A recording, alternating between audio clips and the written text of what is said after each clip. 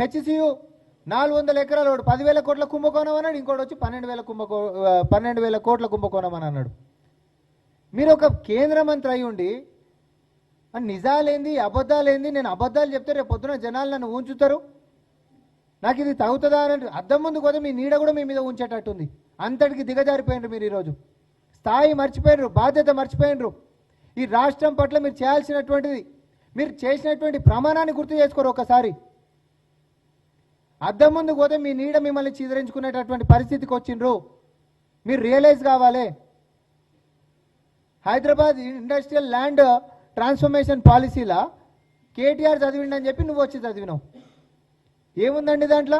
నువ్వు ఒక కేంద్ర మంత్రి స్థాయిలో ఉండి ఒక గజమన్న ప్రభుత్వ భూమి ప్రైవేట్ ఓన్కి అడ్డికి పావుసారి ఇచ్చేటటువంటి విధానం ఉంది అసలు కనీసం?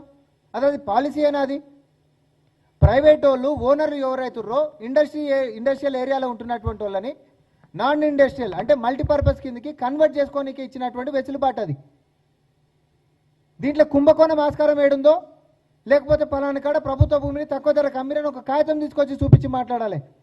నీ మాటలకు కొంచెమన్నా విలువ ఉంటుంది. కానీ కేటీఆర్ అనేటోడు చదివిండు కాబట్టి కాపీ పేస్ట్ లెక్క నువ్వు వచ్చి చదువుతావంటే నీ స్థాయిని నువ్వు మర్చిపోయినవేమో. కానీ మిమ్మల్ని గెలిపించినందుకు తెలంగాణ ప్రజల యొక్క నమ్మకాన్ని బొమ్మి ఎప్పుడో చేసిండ్రు. కానీ వెన్నుపోటు పొడిచి దగా చేయకండి అని అంటున్నాం మేము. ఏదైనా మాట్లాడితే అర్థం పడదాం. 5 లక్షల కోట్లని వాడంటాడు, ఫస్ట్ 5 లక్షల కోట్లు నువ్వు అన్నావు, తర్వాత వాళ్ళు మనం ఒకటని అంటారా మళ్ళా అని చెప్పి 6.5 లక్షల కోట్ల కుంభకోణం అని అన్నారు. కొంచెమన్నా బుర్ర పెట్టి మాట్లాడండి. ఇంట్లో 7 లక్షల కోట్ల ఎన్ని లక్షల కోట్లు వచ్చేటటువంటి విధానం అసలు ఇది? ఎవరైతే పారిశ్రామిక వాడలాలు ఉన్నారో 60-70 ఏళ్ల క్రితం వచ్చినటువంటి పారిశ్రామిక వాడలల్లా అవి అవుట్డేటెడ్ అయిపోయినాయి, అవుట్డేటెడ్ టెక్నాలజీ అయిపోయింది. ఈరోజు నిరుపయోగంగా పడినటువంటివి చాలా ఉన్నాయి. అట్లా ఉంటున్నటువంటి దాన్ని వెసులుబాటు ఇతర మార్గాలకి తీసుకొని పోతే తద్వారా రేపు పొద్దున అక్కడ వ్యాపారానికి సంబంధించినటువంటి సముదాయాలైనా నివాసయోగ్యమైనటువంటి సముదాయాలైనా వస్తాయి. ఇప్పుడు బాలనగర్లో ఒక ఇల్లు కొనుక్కోవాలని చూస్తారండి. కంపల్సరీ ఏంటంటే అవుటింగ్ రోడ్ బయటకు పోయి కొనుక్కోవాల్సిందే. బాలనగర్లో జాగుందా? కానీ ఈ బాలనగర్ అన్న ఒకప్పుడు లీజు జాగలు. ఇప్పుడు మేము తీసుకొచ్చినటువంటి విధానంలో అసలు లీజ్ జాగాలు లేవు. నేను మళ్ళీ చెప్తా ఉన్నా, మీరు కుంభకోణం అని కనీసం ఎప్పుడు అనాలే? కేటీఆర్ అనేటోడు 2020లో గ్రిడ్ పాలసీ తీసుకొచ్చినప్పుడు అనాలే.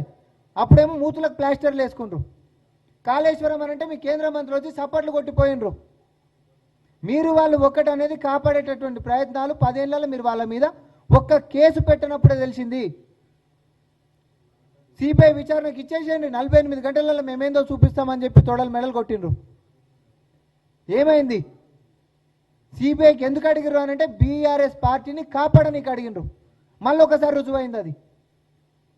మీరు దయచేసి నేను మళ్ళీ ఒకసారి చెప్తా ఉన్నా, కిషన్ రెడ్డి గారు గాలికి మాట్లాడతామనంటే ఊకునేది లేదు. ఓపెన్ ఛాలెంజ్, ఏ చౌరస్తాలకు వస్తావో రా, లేకపోతే నీకు చేత కాకపోతే నీ పదవికి రాజీనామా చేయి. కానీ బ్రోకరేషాలు వేయకండి దయచేసి. బీఆర్ఎస్ వాళ్ళని మీ అధిష్టానానికి దగ్గర చేయనికే, అందులో కేటీఆర్ని దగ్గర చేయనికే నీ యొక్క ప్రయత్నం అంతా ఇంత కాదు. హరీష్ రావు చిట్టీలు చదివేటోడు ఆడ బీఆర్ఎస్ ఎల్పీలో ఉంటారు. ఇది అసెంబ్లీలో ఉన్న అందరికీ తెలుసు. చిట్టీలు ఎవరు అందిస్తారో ఏలేటి మహేశ్వర్ రెడ్డికి. ఆయన చిట్టీలో నీళ్ళు చదువుతారు, ఈయన చిట్టీలో ఈయన ప్రెస్ మీట్లు పెట్టి మాట్లాడతాడు. మీకంటూ సొంత లైన్ లేదా? ఇది రాష్ట్రంలో మీకు భాగస్వామ్యం కాదా? మిమ్మల్ని జనాలు గెలిపించినప్పుడు రూపాయి ఇడికి తీసుకొని రావాలనేటటువంటి బాధ్యత మీ మీద ఉండదా? ఢిల్లీ లెక్క మరో నగరం లెక్క హైదరాబాద్ మారొద్దు అని అంటే మూసీ ప్రక్షాళన జరగాలని చెప్పి ముఖ్యమంత్రి రేవంత్ రెడ్డి గారు మరి కంకణం కట్టుకొని కూర్చున్నప్పుడు కుంభకోణం అనేటటువంటి ఆరోపణలతోటి కాళ్ళలో కట్టలు పెట్టేటటువంటి ప్రయత్నాలు చేస్తున్నారు. మేము ఈరోజు చెప్తా ఉన్నాం, అది 1,00,000 కోట్లు అవుతుందా, 50,000 కోట్లు అవుతుందా, 10,000 కోట్లు అవుతుందా, 2,000 కోట్లు అవుతుందా? మొత్తం కేంద్రం బాధ్యత నువ్వే తీసుకొని, మా ఎంపీలు ఏడికి రమ్మంటే వాడికి అక్కడికి వస్తారు. మొత్తం బాధ్యత మీరే తీసుకోండి. మీరు ఎంత చేస్తారో అంత చేయండి. కానీ మాకు మూసి ప్రక్షాళన జరగాలి. కానీ చేసేటటువంటి ప్రయత్నానికి మాత్రం దయచేసి కాళ్ళ కట్టలు పెట్టొద్దని చెప్పి కోరుకుంటా ఉన్నాం.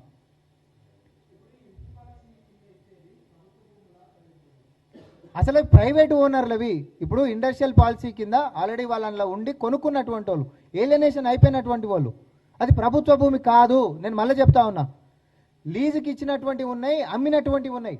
లీజుకి ఇచ్చినటువంటివి 2015లో అయిపోయినటువంటివి చాలా ఉండే. ఇవన్నిటిని 2015లో లీజుకి అయిపోయినవి ఉంటే 2020లో గ్రిడ్ పాలసీ అని చెప్పి బీఆర్ఎస్ నేత కేటీఆర్ అప్పుడు పాలసీ తీసుకొని వచ్చిండు. ఒకసారి లీజ్ అయిపోయిందంటే ఆ లీజ్ జాగా ఎవరిది అవుతుంది? ప్రభుత్వంది అవుతుంది. ప్రభుత్వంని నిజంగానే ఈరోజు కిషన్ రెడ్డి గారో లేకపోతే కేటీఆర్ మాట్లాడుతున్నట్టు ప్రజలకు ఒక ఆసుపత్రి కట్టాలన్నా లేకపోతే ఒక విద్యాలయం కట్టాలన్నా ఒక కాలేజ్ కట్టాలన్నా ప్రభుత్వం జాగా ఉంటే నువ్వు కట్టనికి ఆస్కారం ఉంటుంది. లీజ్ అయిపోయిన తర్వాత ప్రభుత్వం తీసుకొని అవి కట్టమంటే ఎవడడ్డం పడ్డాడు?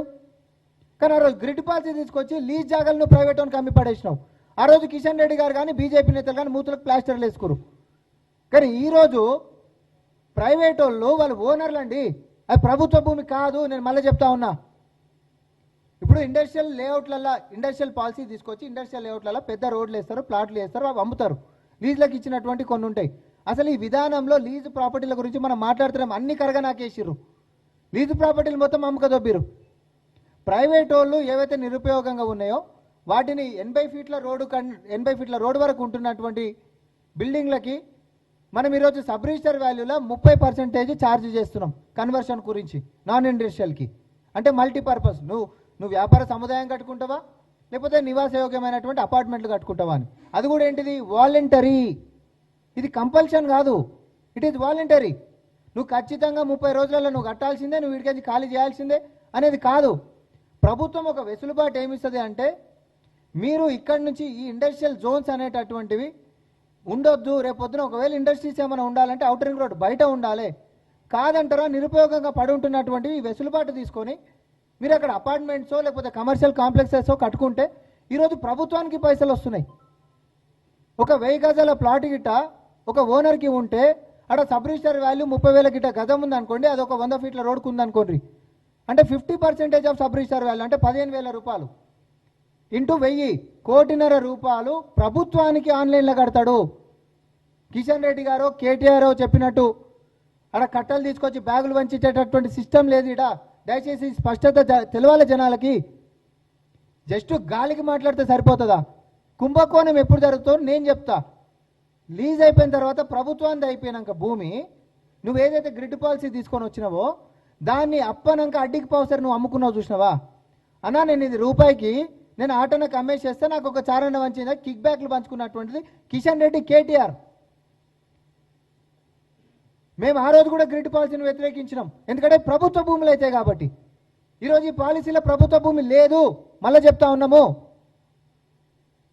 ఆ వెసులుబాటుతోటి ప్రభుత్వానికి డబ్బులు రావడమే కాదు, రేపు పొద్దున వాళ్ళు సముదాయాలు కట్టుకుంటే మళ్ళీ కూడా అక్కడి నుంచి ప్రభుత్వానికి ఆమ్దాని వచ్చేటటువంటి సిస్టమ్ మనం చేస్తున్నాము. తద్వారా పరిశ్రమలు కూడా బయటికి వెళ్ళిపోతాయి, పరిశ్రమలు కూడా లేకుండా అవుతాయి. విన్ విన్ సిచ్యువేషన్ ఇక్కడ. పరిశ్రమలు లేకుండా అయిపోతాయి, ఇతర సముదాయాలు వచ్చినప్పుడు ప్రభుత్వానికి మరి ఆదాయం కూడా సమకూరుతుంది. ఈ కన్వర్షన్ తోటి ప్రభుత్వానికి ఆదాయం వస్తుంది, నాయకులకు కాదు. రేపు పొద్దున ఇంకోటి ఏదైనా కట్టుకుంటే ట్యాక్స్ల రూపకంగా కూడా మనకే ఆమ్దాని వస్తుంది. ఒక బూతు లెక్క దీన్ని భూతద్దంలో పెట్టి పదే పదే పదే పదే జనాలకు రుద్దుకుంటా ఇద్దరు కలిసి ములాఖత్ అయిపోయి ఒకటే స్క్రిప్ట్ని